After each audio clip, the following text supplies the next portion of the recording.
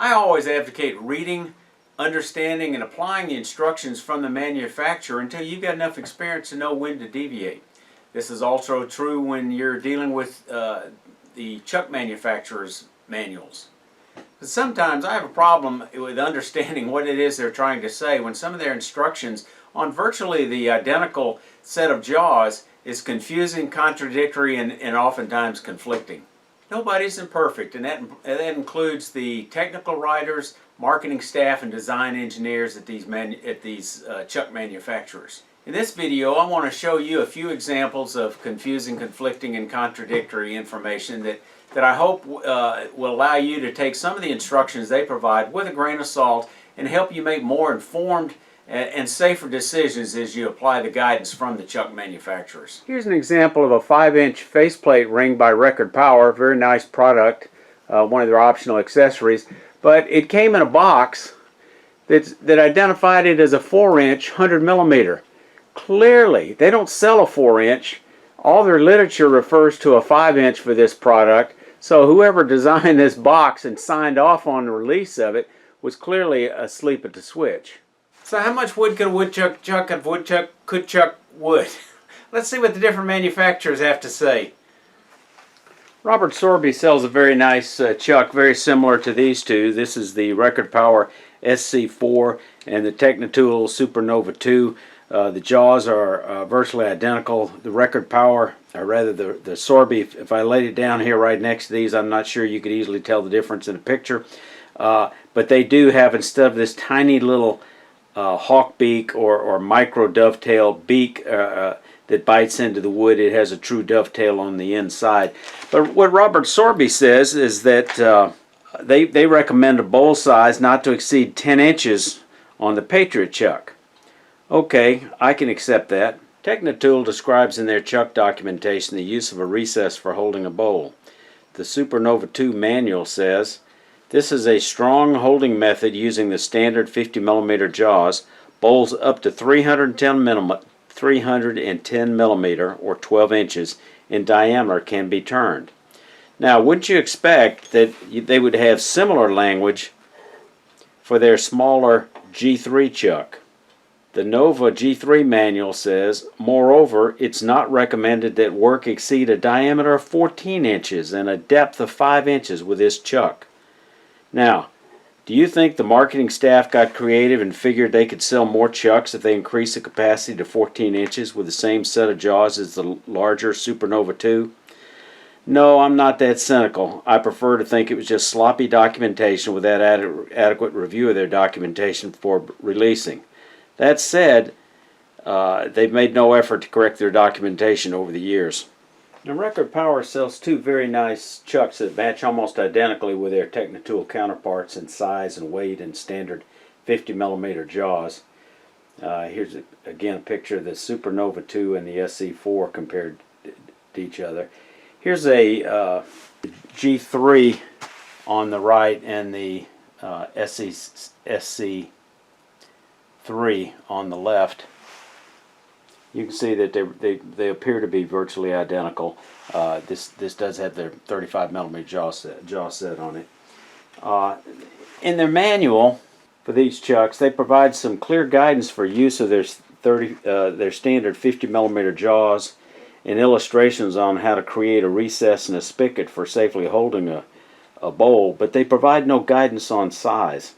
But they do provide guidance in a separate document on their chuck jaws I was able to download from their website.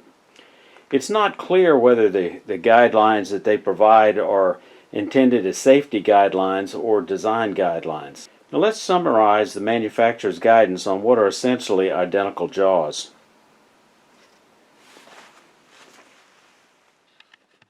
Now let's look at their documentation for Technitool's Power Grip and 130mm jaws as shown here. Technitool says this about their Power Grip jaws, PJSN. "These jaws have tremendous holding power, best used in conjunction with the Supernova, as the extra gripping power of the chuck enhances the Power Grip's action. Able to hold large work up to 750mm, 29 inches, in diameter, but has the added advantage over the 130mm jaws of being able to hold long spigots up to 19 inches long. So the power grip jaws will do everything the 130 millimeter jaws will do plus more.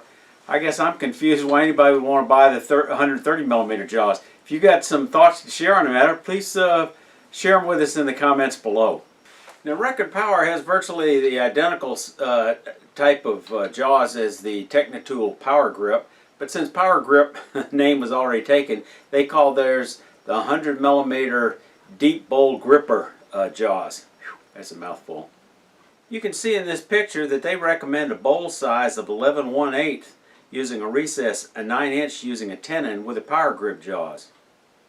I would suggest these are pretty conservative suggestions on bowl size and probably based more on design than chuck capacity. Now let's look at the Record Power 130 millimeter jaws, which are virtually identical to the Technitool 130 millimeter jaws. Remember, I said Technitool said their 130 millimeter jaws could be used on work up to 29 inches. Record Power is far more conservative in their recommendations.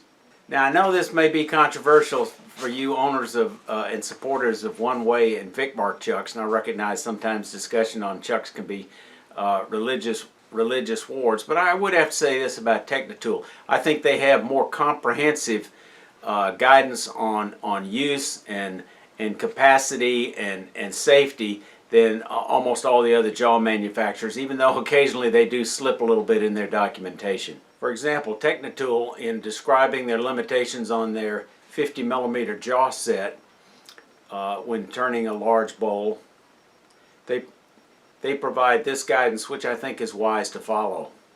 Do not exceed 600 RPM with this operation. Out of balance stock must be turned at the slowest possible speed. Now let's look at some of the guidance that deals with the often underused and underrated woodworm screw, which is a very effective way of chucking a lot of small bowls initially for the first time when you don't have to balance the wood grain. All three of the manufacturers describe making sure that you have the flat areas against the jaw glides. Sorby provides no additional information other than to tighten them up.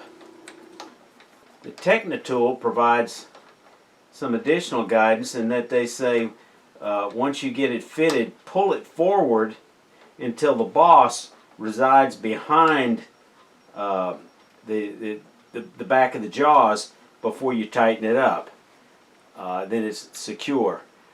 Record Power doesn't describe this operation of seating this in writing, but they do provide this illustration that shows that there is a gap behind the back of this. In other words, it's pushed back a little bit and tightened. Which woodworm advice do you want to follow and why? I'd appreciate you sharing your thoughts in the comments below.